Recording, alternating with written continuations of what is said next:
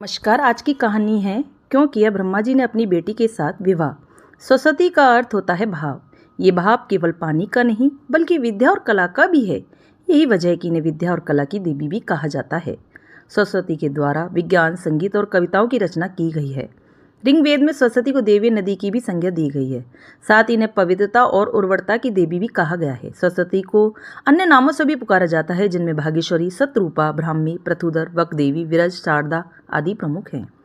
हिंदू धर्म से जुड़े पौराणिक इतिहास पर नजर डालें तो कई ऐसी कहानियां सुनने को मिल जाएंगी जिनसे अभी तक आमजन वाकिफ नहीं है। विस्तृत इतिहास होने की वजह से कुछ घटनाएं छूट जाती हैं तो कुछ नजरअंदाज कर दी जाती हैं।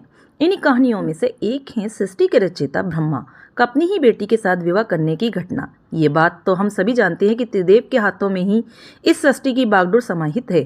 ब्रह्मा के पास सृष्टि की रचना का दायित्व है तो विष्णु के पास संरक्षण का। वही देवों के देव कहे जाने वाले महादेव शिव को विनाश का जिम्मा सौंपा गया है। इसी विनाश के बाद फिर से शुरू होता है सृजन का चक्र।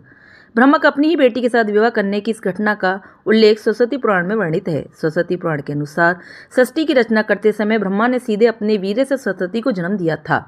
इसलिए ऐसा कहा जाता है कि सरस्वती की कोई माँ नहीं, केवल पिता ब्रह्मा थे।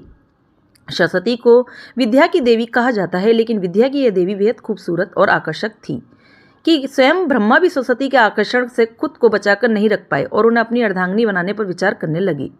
सरस्वती ने अपने पिता की इस मनोभावना को भांपकर उनसे बचने के लिए चारों दिशाओं में छिपने का प्रयत्न किया, लेकिन उनका हर प्रयत्न बेकार साबित हुआ। इसलिए विवश होकर उन्हें अपने पिता के साथ विवाह करना पड़ा। ब्रह्मा और सरस्वती करीब 100 वर्षों तक एक जंगल में पति पत्नी की तरह रहे। इन दोनों का एक पुत्र भी हुआ जिसका नाम रखा गया था स्वयंभू मनु। उसके उलट मत्स्य पुराण के अनुसार ब्रह्मा के 5 सिर थे। कहा जाता है जब ब्रह्मा ने सृष्टि की रचना की तो वे समस्त ब्रह्मांड में अकेले थे। ऐसे में उन्होंने अपने मुख से सरस्वती सांध्य ब्राह्मी को उत्पन्न किया।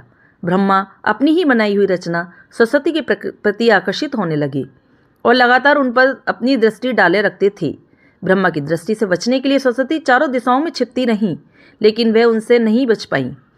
इसलिए सरस्वती आकाश में जाकर छिप गईं, लेकिन अपने 5वें सिर से ब्रह्मा ने उन्हें आकाश में भी खोज निकाला और उनसे सृष्टि की रचना में सहयोग करने का निवेदन किया। सरस्वती से विवाह करने के पश्चात सर्वप्रथम मनु का जन्म हुआ। ब्रह्मा और सरस्वती की यह संतान मनु को पृथ्वी पर जन्म लेने वाला पहला मानव कहा जाता है। इसके अलावा मनु को वेदों, सनातन धर्म और संस्कृत समझ भाषाओं का जनक भी कहा जाता है। प्रजापति ब्रह्मा का अपनी ही पुत्री के प्रति आकर्षित होना और उनके साथ संभोग करना अन्य सभी देवताओं की नज़रों में अपराध था। सभी ने मिलकर पापों का सर्वनाश करने वाले शिव से आग्रह किया कि ब्रह्मा ने अपनी ही पुत्री के लिए यौनाकांक्षाएं रखी, जो कि एक बड़ा पाप है। ब्रह्मा को उनके किए का फल मिलना ही चाहिए। क्रोध में आकर शिव ने उनके 5वें सिर को उनके धड़ से अलग कर दिया था। शिव पुराण के अनुसार ब्रह्मा के सर्वप्रथम 5 सिर थे, लेकिन जब अपने 5वें मुख से उन्होंने सरस्वती, जो कि उनकी पुत्री थी, को उनके साथ संभोग करने के लिए कहा तो क्रोधावश सरस्वती ने उनसे कहा कि तुम्हारा यह मुंह हमेशा अपवित्र बातें ही करता है, जिसकी वजह से आप भी विपरीत ही सोचते हैं। इसी घटना के बाद एक बार भगवान शिव अपनी अर्धांगिनी पार्वती को ढूंढते हुए ब्रह्मा के पास पहुंचे तो 5वें सिर को छोड़कर उनके अन्य सभी मुखों ने उनका अभिवादन किया, जबकि 5वें मुख ने अमंगल आवाजें निकालनी शुरू कर दी। इसी कारणवश क्रोध में आकर शिव ने ब्रह्मा के 5वें सिर को उनके धड़ से अलग कर दिया। फ्रेंड्स, यदि आप मेरी वीडियो अच्छी लगे तो लाइक करें, सब्सक्राइब